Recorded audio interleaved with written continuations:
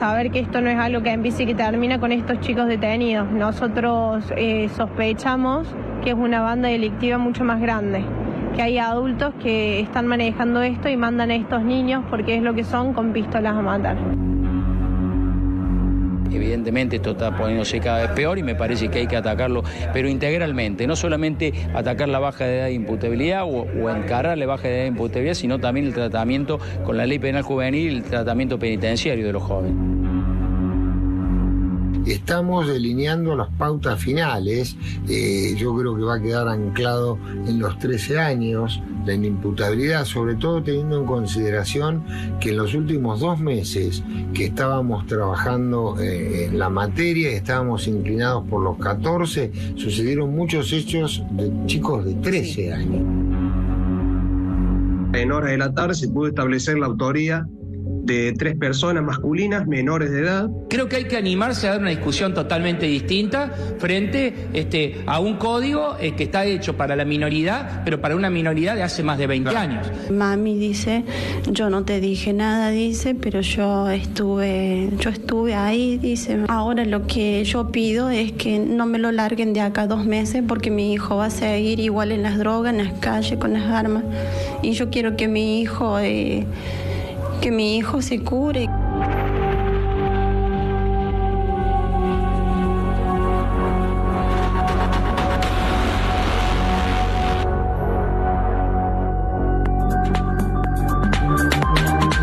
Bueno, Roberto nos va a contar cómo es un poco el panorama de la imputabilidad de los menores que el gobierno argentino pretende llevar a 13 años. Sí, el gobierno blanqueó esa cifra a partir de todos estos testimonios. Lo decíamos, el proyecto está elaborándose para enviarlo con el combo de leyes que se están modificando en materia de seguridad. Esto lo recordamos, lo mostramos hace un tiempo. Argentina y Cuba solamente son los 2 países de la región que tienen la edad de imputabilidad a partir de 16. La mayoría lo tienen entre los 14 y los 13. Fíjense, Bolivia, Chile, Colombia, Paraguay, Venezuela y Perú con 14 años, y Guatemala, Haití, Nicaragua, Uruguay con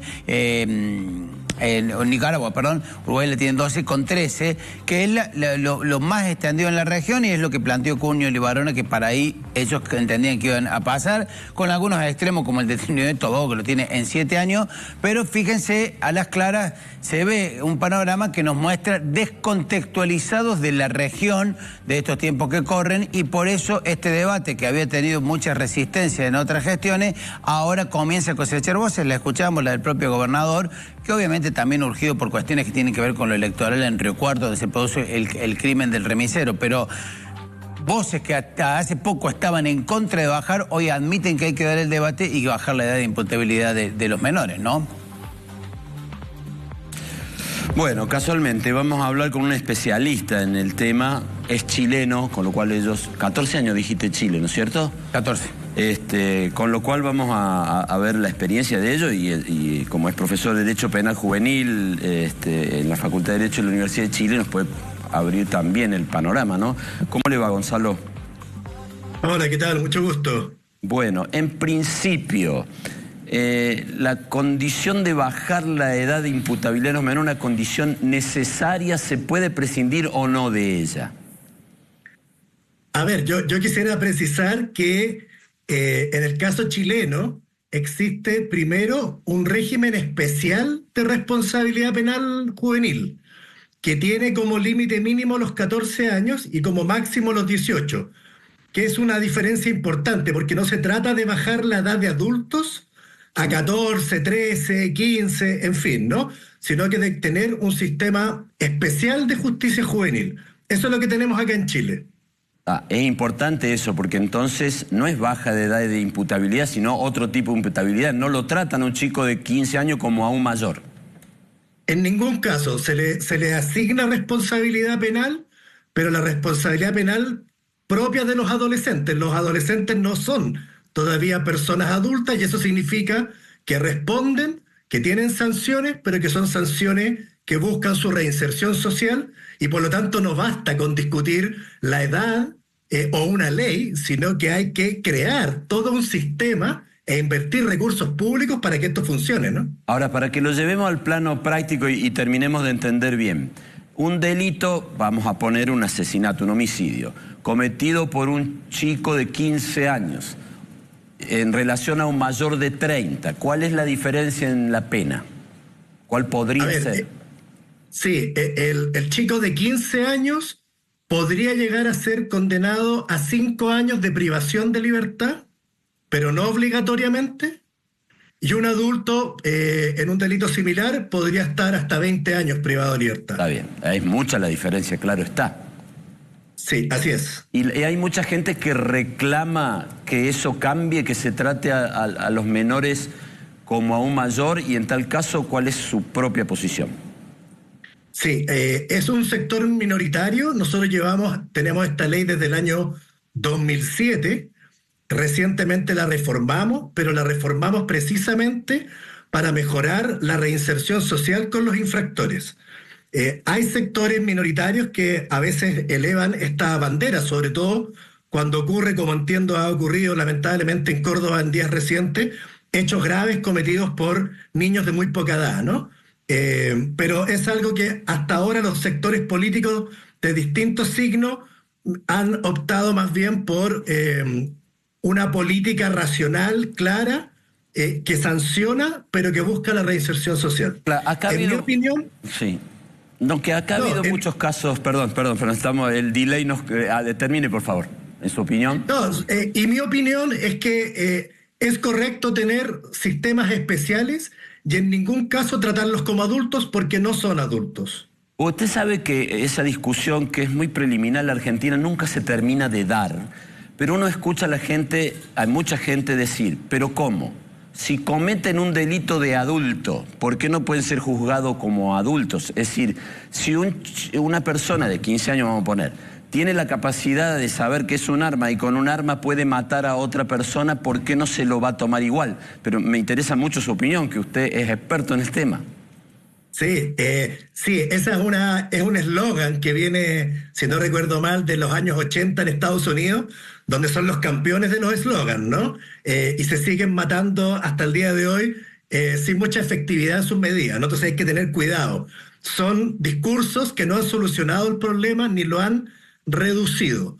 Ahora, lo que pasa es que suena bien, pero falla en una parte el argumento, que es que no lo comete un adulto, sino que lo comete una persona adolescente, que al igual que usted y yo, que ya pasamos por esa etapa hace ya algunos años, ¿no? Sabemos lo distintos que éramos, ¿no? No medíamos bien las consecuencias, tomábamos más riesgos de los que hoy día seguramente estamos dispuestos a tomar, y eso es porque, si bien podemos saber eso del arma, nuestra capacidad de juicio todavía no está suficientemente desarrollada.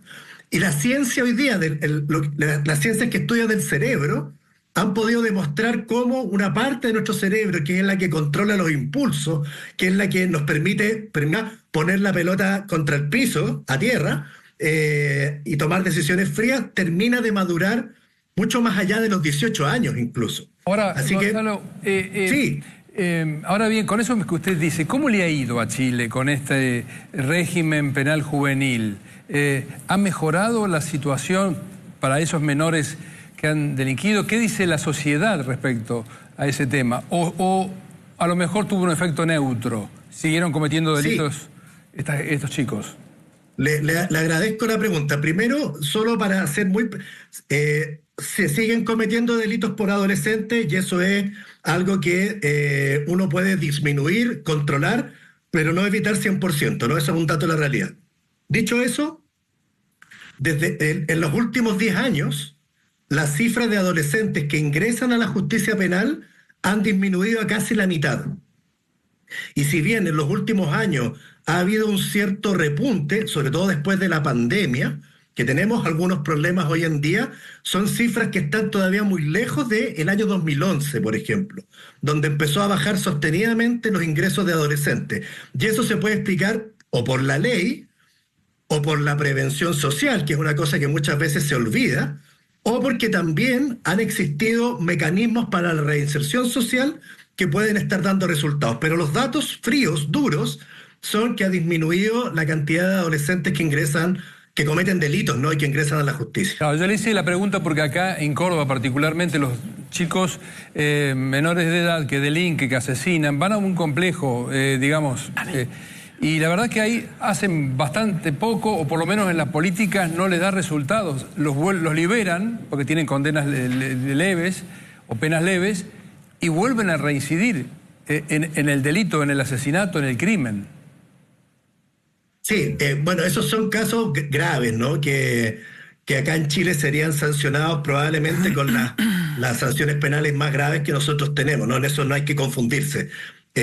Lo que no quiere decir castigarlos como adultos, pero sí merecen un cierto reproche, ¿no? Lo que pasa es que si no hacemos con ellos algo durante ese tiempo, y ese algo significa recursos públicos, ¿no? Significa psicólogos, educadores, infraestructura, oportunidades que hoy día, frente al crimen organizado, al dinero fácil de la droga, al dinero fácil que se puede conseguir con un arma en una esquina, es un problema más de fondo, ¿no?